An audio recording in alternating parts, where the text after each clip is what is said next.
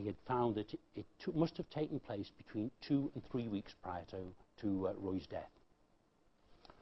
So Roy Greig was murdered, we believe, on the instructions of Dennis Mackey, who was supposed to have an alibi at the time. As far as we know, he was working on an oil rig. And the rescuer, by the way, was another oil rig worker who he knew, or other members of the rape gang. Every single member of the rape gang is a potential murder suspect. So that is the story of Roy Greig and what has happened there. So we are obviously pressing very hard on that side of the story as well. So we have multiple rapes, and we have almost certainly a murder here. I asked Anne about her brother before he died, and I said to her, was there anything strange about Roy just before he died? And she said, well, not really. We were all trying to think that. It seems he died so in such strange circumstances, but we couldn't understand anything at all. And I've gone over in my mind, was there something strange about his behaviour prior to his death? And now I know what I know. He says, that amplifies the fact. He said, all I can say is, knowing my brother as I did, he said he was a person, if there's a problem, he'd usually like to think about it first of all. He wouldn't just come out with it, he'd think about it. He says, and I did think at the time there was something on his mind that he wanted to tell me about. He said, but obviously I could have had no knowledge it was something of this magnitude. I said, it must have been just some personal problem. But there was something there that I knew he would talk to me about at some point, but he was just thinking about it. I think another important thing just to mention is that it was Hollie's 18th birthday, 6 days after Roy died. And he had planned the party for her. This was all planned. He brought a beautiful bracelet. So there was absolutely no reason why he would kill himself. And why would he, as he was so protective towards his sister and his niece? The last thing that he would ever want to do would be to leave them to the mercy of Dennis Mackey and the gang. But he had to be silenced to shut him up so that he couldn't testify, not only against Mackey, but Sheriff Buchanan and Police Officer Terry Major and the nurses and the social workers and the solicitor and all the rest of the despicable gang. He had to be shut up. So this is the case that we're having to deal with at the moment. It is a really, really appalling case, I think you'll agree, having heard all this. We've got a long way to go yet. We are getting some support from some of the politicians in Scotland now at various levels who really believe that this case, that the lid cannot be kept on this case for much longer because we have so much documentary evidence. What we are looking for is someone in the media who's bold enough to do something about this. What I was sick and tired of hearing the major people in the media say, oh, we can't print, there's no proof, we'll get sued and all this kind of thing. And I said, no, you won't. I said, we've got the evidence here. There's no way this can come to court. And we could call us all as witnesses, Hollie, Anne, myself, the rape gang, the rest of the victims.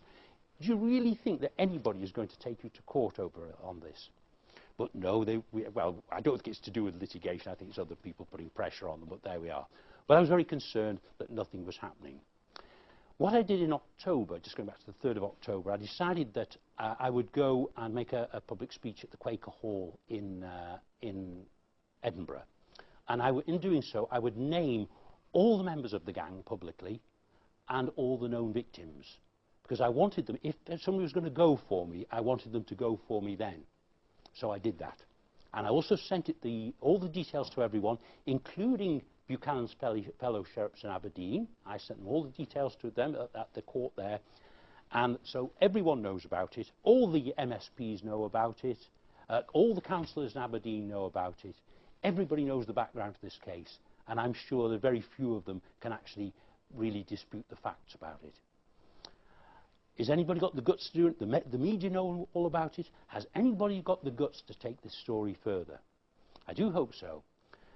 In 2 weeks' time, I'm going to Aberdeen myself, and I'm going to do my own little protest. I'm going to take a banner there, and I'm going to take leaflets, again with all the names of the people involved. We actually have blitzed Aberdeen with leaflets, by the way, to let the people in the areas where the paedophiles operate know about what's going on. And I'll be doing that again in Aberdeen in 2 weeks' time. And I will also be I'll be standing outside Marks and Spencer's, which I've never been to Aberdeen in my life, but I believe that's the place to stand on Union Street. And it's also quite conveniently very close to the Sheriff's Court. So I'm going on a weekday, it'll be a Friday when I'm there, and I'm going to spend a bit of time at Marks and Spencer's, and then I'm going to go down to the Sheriff's Court, with all the leaflets naming Sheriff Buchanan, and I'm going to hand them out there. As one way or another, I'm absolutely determined that justice must be served in this terrible, terrible case. It really is appalling. One other thing I will say, I'm almost at the end of my speech now, but Hollie, in the nature of things, has been coming up with more information about other abusers, even after the 8th of September. And there are 3 other people, particularly, that we're very concerned about. One in particular is the head of Beechwood Special School in Aberdeen, where Hollie was a pupil. His name is Andrew Young. Hollie has confirmed that he abused her. He also abused her at the house of the police officer, Terry Major. And I understand that he's taking other children at this present time to be abused by paedophile rings in Aberdeen. While they're at school, the parents are taking them to school, he takes them, or has people taking them on the bus to his friends in his circle. So Young has been named as well. Have the police done anything about that? Have the social services done anything about it? No, they've done nothing. So this man is at large at the moment, quite apart from the rest of the paedophile gang, who can carry on their evil ways, knowing they have the full protection of the Lord Advocate of Scotland. This is effectively a state-sponsored rape gang, supposed to be a civilized society. Yet, you know, sometimes they ridicule people in other countries about the way they're governed, their legal system, but this is happening here in the UK, part of the United Kingdom, in Scotland right now. And nobody is doing anything about it. Nobody who has the power is doing anything about it at all. It's a terrible, terrible case. All I can say is I'm going to do everything I possibly can to make sure that people are brought to justice as quickly as possibly can, because we're not talking about past crimes here, we're talking about crimes that are going on at the moment. The Lord Advocate should be dismissed without any delay. She should be arrested and charged for repeatedly perverting the course of justice. Mr. Salmon knows it, as I said. Mr. McCaskill knows it. A curious thing we found out Mr. McCaskill the other day, he used to work for Levy and McRae, the law firm who were representing Mrs. Angiolini. By a strange coincidence. But what a can of worms. Absolutely terrible. It really is that bad.